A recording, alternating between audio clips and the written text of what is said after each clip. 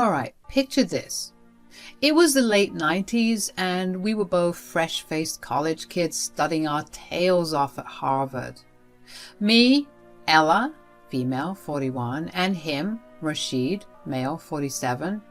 We were the dynamic duo, acting our classes, sharing pizza at 2 a.m. and, well, falling in love. You know how it goes in those college days, right? Late night study sessions turn into those cliche love stories. Yeah, we were head over heels. And trust me when I say he was perfect, like in every possible way. He treated me like a princess and was always telling me how much he loved me. But here's the kicker. While I was all in, ready to tie the knot and start our happily ever after, Rashid was dragging his feet. And it wasn't just a case of cold feet. It was like he had planted himself in cement shoes. Every time I brought up the topic of meeting his parents or, God forbid, getting hitched, he'd get this weird, distant look in his eyes. It was as if he was trying to avoid the topic altogether. So, being the fiery gal I am, I finally couldn't take it anymore. We had this epic argument and I accused him of lying to me, of hiding something big. Let me tell you folks, that was the moment things went from 0 to 100 real quick. Ella and Rashid are sitting in their cozy living room, sipping on cups of tea. Ella looks at Rashid with a mixture of curiosity and frustration. Hey, Rashid, can we talk about something? Yeah, sure, Ella. What's on your mind? It's just that, well, we've been together for years now, and I can't help but wonder why you've been acting so weird about getting married and why I haven't met your parents yet. Rashid shifted uncomfortably in his seat. Ella, it's not that I don't want to get married or that I don't want you to meet my parents. It's just what, Rashid? You've been avoiding this topic for ages. It feels like you're hiding something. After some dodging, he finally said, Okay, fine. I've been keeping something from you and I didn't know how to tell you. The reason I haven't introduced you to my parents and haven't proposed is because they don't know I'm marrying an American woman. What the frick? What does that even mean? What? Are you serious, Rashid? How long were you planning on keeping that from me? I know, Ella, it's not fair to you, but my parents have these traditional expectations. They want me to marry someone from our culture. They don't know I'm in love with a black girl. Wow, 3 years? And your parents don't know me? I was 25 at the time. I know, it's awful, I'm sorry. They want me to marry someone of Arab descent. They're strict about it and pretty racist, and I didn't know how to break it to them. So, you've been hiding me? Is that it? Hiding our relationship because you're afraid of what they'll think? You're supposed to love me, even in the face of your racist a-hole parents. I didn't want to hurt you, Ella. I love you so much and I didn't want to put you in this position. Rashid, I don't know how I feel about this. I love you too. But this changes everything. Marrying into a family with such strict values? I'm not sure I can handle that.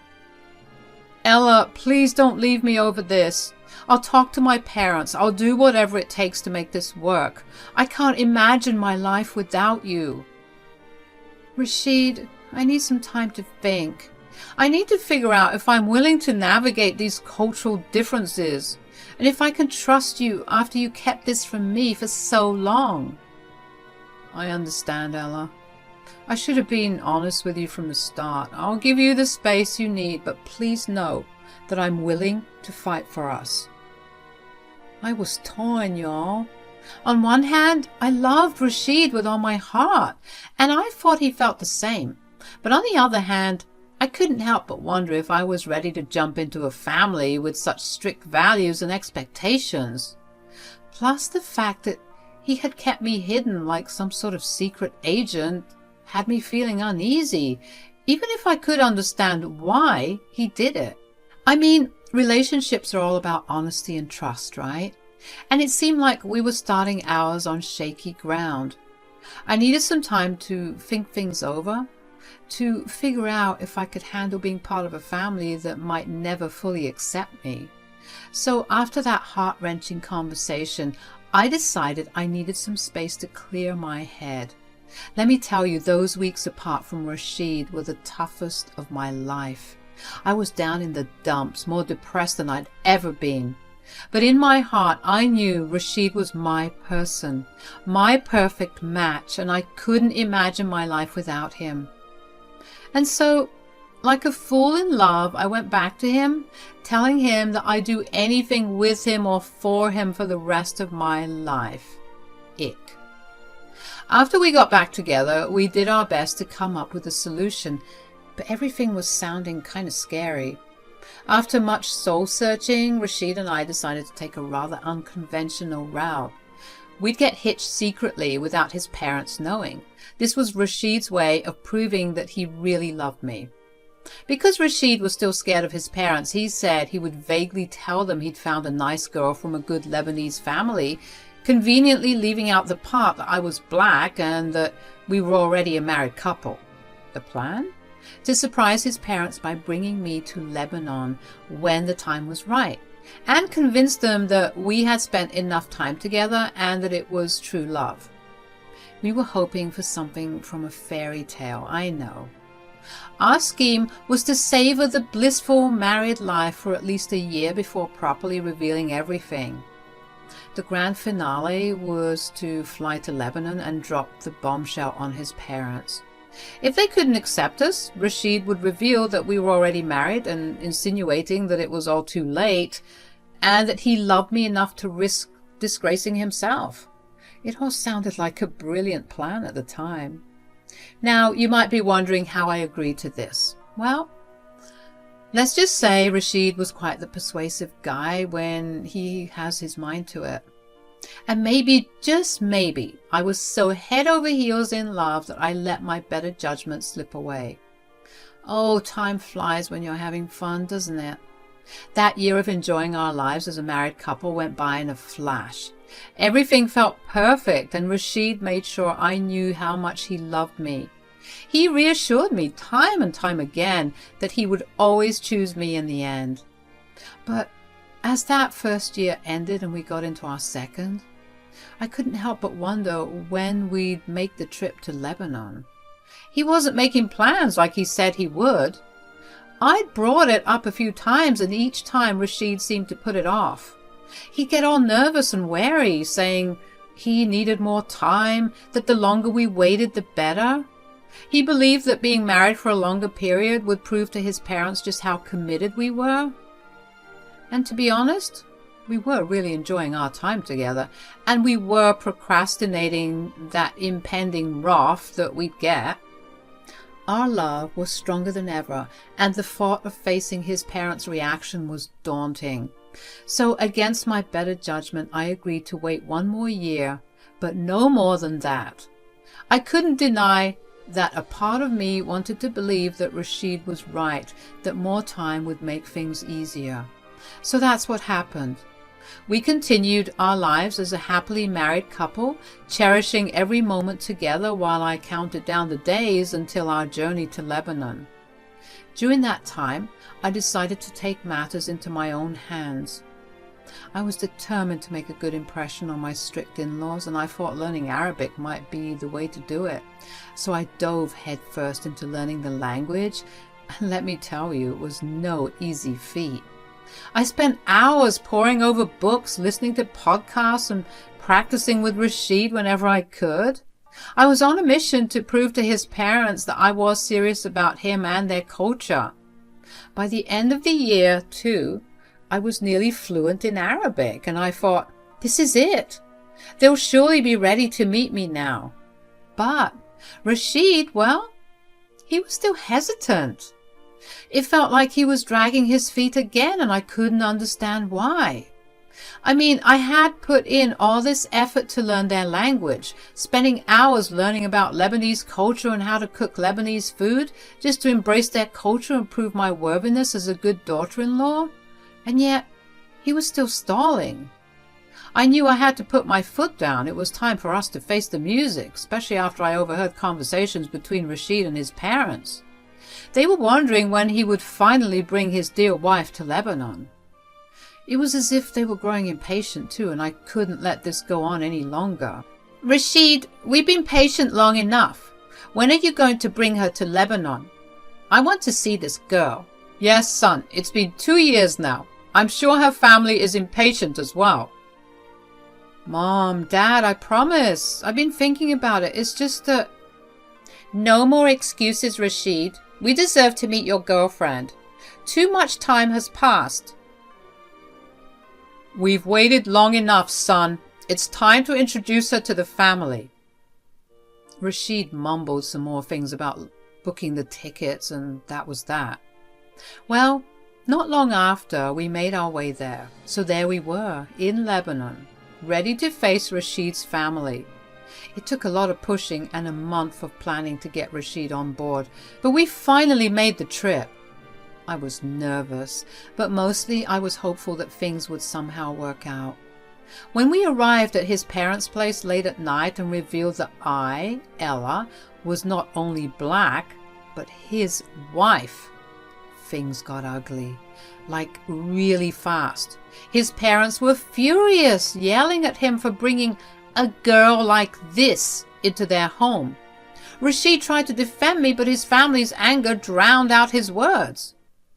I didn't back down either. I spoke in Arabic, trying to show that I respected their culture and that I was committed to Rashid, and that their views on Africans, African Americans, were wrong. But it didn't make much of a difference. If anything, they saw me fighting as defiance. Myra and Malik were beyond angry, calling Rashid a disgrace and making racist comments about me. It hurt. I'm not going to lie. And even though I cried, I stood my ground. I had expected Rashid to stand up for us, to tell his parents that he'd always choose me even if they didn't accept us, even though he reassured me time and time again that he would if he needed to. But he didn't. Instead, he was apologizing to them as if he wanted to make peace. It hurt, because I had hoped he'd fight for our love, or at the very least fight for my dignity as a human being, but he seemed to be siding with his parents, even when they were being so unfair and racist and rude.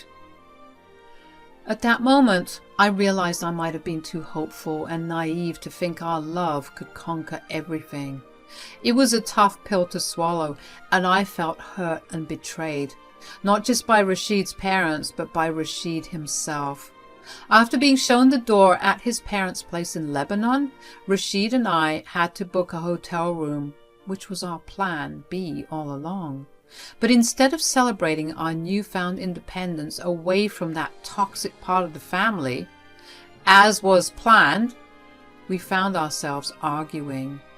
I couldn't help but ask Rashid why he didn't stand up for me like he said he would. Rashid's response was that he had panicked, and the reality of the situation was nothing compared to the worst-case scenario he had envisioned. He argued that it wasn't fair for me to put all this pressure on him because, after all, those were still his parents. We had some heated exchanges, but eventually, as always, we made up. I think it was partly because a few days had passed and I depended on Rashid to help me navigate my way through Lebanon. We patched things up quickly and decided to return home to America. Back in the US, Rashid told me that he couldn't cut off his parents because he respected them too much. He wanted to try and mend things and get back in their good graces eventually. Our marriage was a bit rocky after the whole Lebanon ordeal, but Rashid tried his best to prove to me that he was serious about us. He was consistent, showing his commitment day after day, and that eventually convinced me that one day his parents would come around. 2 more years slipped by, and I was getting pretty antsy. I'd wanted to start a family, but I couldn't wrap my head around bringing kids into the messed up family drama we had going on. I told Rashid how I felt, but he just kept dragging his feet, making empty promises about talking to his parents. Every time Myra and Malik called, it was either to ask if he'd kick me to the curb or to give him an earful for supposedly disgracing their family. I tried to get him to see that some folks were beyond saving and he needed to cut ties with them, but he clung to hope, thinking he could patch things up with his family. Then came our mother of all arguments when I turned 36. I was fed up and felt like we couldn't wait any longer to start a family. Rashid, we need to talk. We can't keep putting this off. Ella, can't we just... No, Rashid, we can't. I'm turning 36 and I want to start a family. We've been through so much and I can't wait any longer. Ella, you know it's not that simple. My family, my reputation. I get it, Rashid, but we can't keep sacrificing our happiness for their approval. Some people like your parents might never come around. We need to make a choice.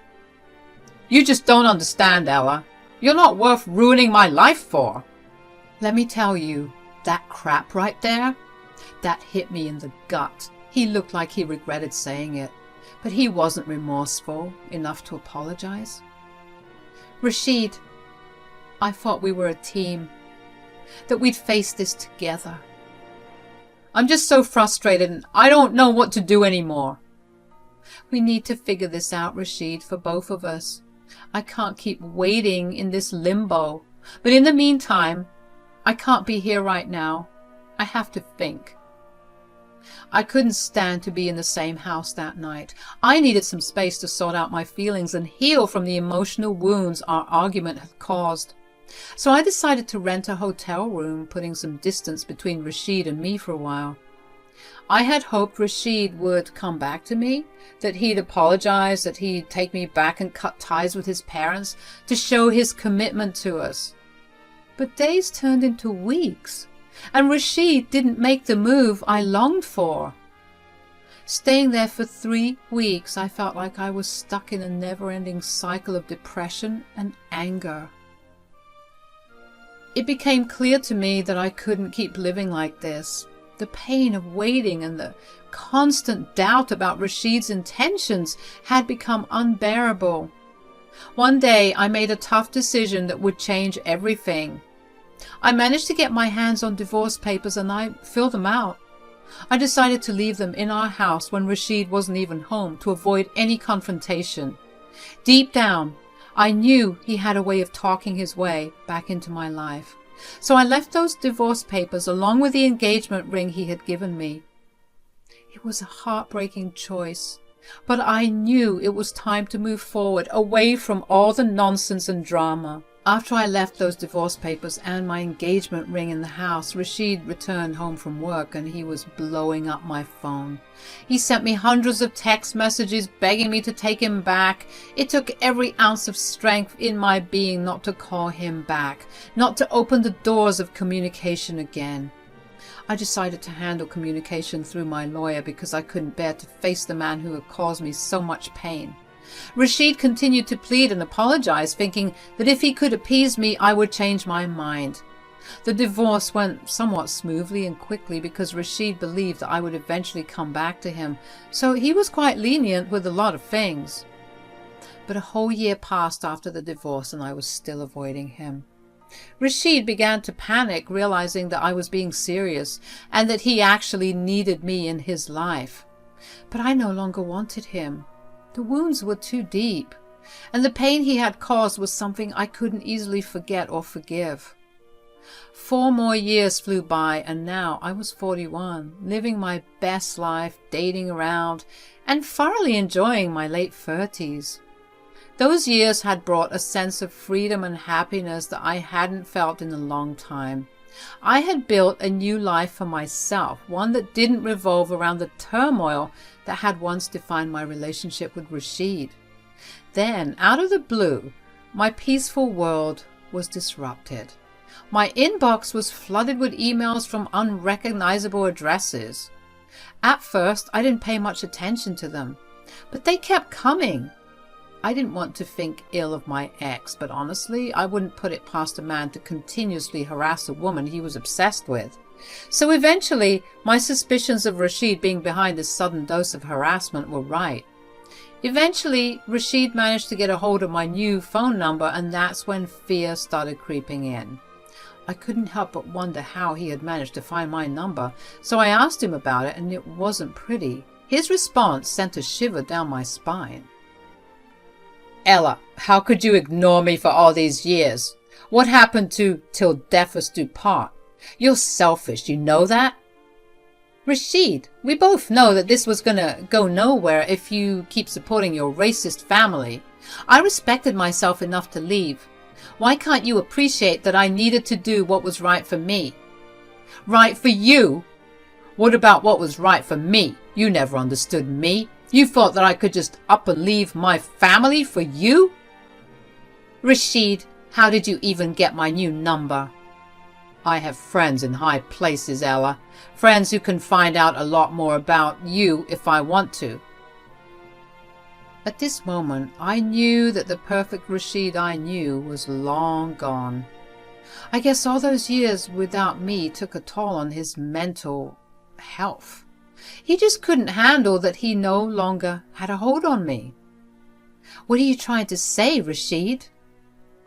"Just remember, Ella, I can easily find out where you live and have some not so nice things done to you if you test my patience." "What do you want from me, Rashid?" "I want you to come to my place. My parents, well, they still think we're married." When Rashid dropped the bombshell that he hadn't told his parents about our divorce, I was utterly shocked. I couldn't believe he had kept something so significant from them for all these years. I was even surprised because I thought they would be glad to know that Rashid and I split up. He said he was too embarrassed to admit that it was me who had initiated the divorce. He claimed it would bring even more shame to his family because it turns out that they believed it was a disgrace for a woman to divorce a man. Typical. Then came his proposal. Rashid said that he would pay me to pretend to still be his wife, as his parents were finally coming around to the idea of me being part of the family after a whole decade, and they wanted to throw a party to celebrate. I was scared, not just because of what Rashid might do if I didn't comply, but also because I knew I had to get as far away from him as possible and ensure it stuck this time. So reluctantly and out of fear, I agreed to be part of his lie. Little did he know that I had a plan brewing, one that would hopefully allow me to break free from this twisted web of deception and manipulation for good. The day of the party finally arrived, and I showed up as I had promised. The night before, Rashid had sent me $4,000 as a down payment for my participation, with the promise of the remaining sum after the party ended, provided he was satisfied with my performance of pretending to still be in love with him. As I walked into the party, I was taken aback by Myra and Malik's unexpected excitement. Their warm greetings and friendly gestures were a stark contrast to the hostility I had grown accustomed to over the years. It left me feeling off-kilter, like something wasn't quite right. Myra and Malik even made a little speech to the partygoers expressing their enthusiasm about having me back in their lives after so many years of what they referred to as misunderstandings. But I couldn't help but be skeptical. After all, nobody just turns around like that out of the blue without a hidden agenda. After the party had gone on for some time, Malik and Myra pulled me aside and showed me their true colors. "Look here, little girl. Just because we said all that crap about you on stage doesn't mean we mean it." Wow. Why does none of that surprise me? "How dare you talk back at her? You're nothing compared to her, you useless little—" "I don't care what you think about me. You two are horrible." "How dare you? I should slap you right now." "Go ahead. I'll have you in handcuffs quicker than you can say, 'I'm a racist piece of.'" Because of my shouting, some heads were being turned, and before I knew it, Rashid bolted over trying to de-escalate the drama. "What the hell do you think you're doing?" "Teaching your parents some manners." Myra reached out as if to slap me, but Malik held her hand, telling her, "Not here," in Arabic. "We called you here to tell you that we are tired of being distant from our son, even though he's made this foolish decision to marry someone like you. We don't want to keep him out of our lives forever. But if you think you can earn our good graces so easily, you have another thing coming. To please us, you have to pay off our mortgage." "Excuse me?" "You heard me. If you want any part of our life, then you have to pay off our mortgage." "Yeah, pay off our mortgage. Then maybe we'll consider accepting you into this family." "Are you kidding me? You want me to pay off your mortgage to be accepted by you? You've got some nerve." Myra and Malik went back and forth, saying that the only way they'd accept me was if I bought their love. And you want to know the funny thing? They weren't even doing this because they were poor. In fact, they were pretty loaded. They were doing this just to humiliate me. I was getting sick and tired of their God complex, and I didn't care about getting the rest of the $4,000. I knew I had to make my move and get my revenge. "You two are so delusional.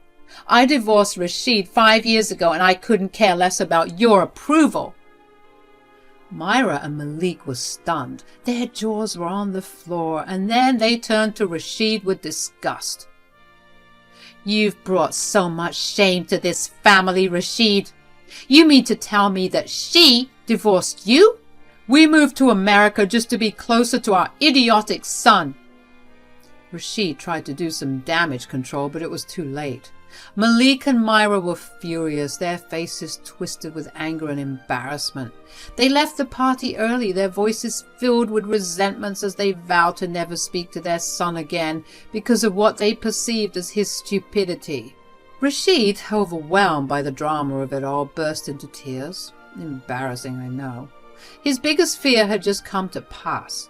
The exact thing he had been trying to fight for all these years backfired, and I couldn't have been happier. He threatened to ruin my life, but I had one more surprise in store. I revealed the restraining order I got against him, letting him know that if he even tried to step within 100 yards of me, I would get him locked up. I left that man sobbing. I walked away feeling everything from relief, vindication, and a sense of empowerment. After all the pain and crap he had put me through, I couldn't help but let out a laugh at the sight of seeing him suffer so much.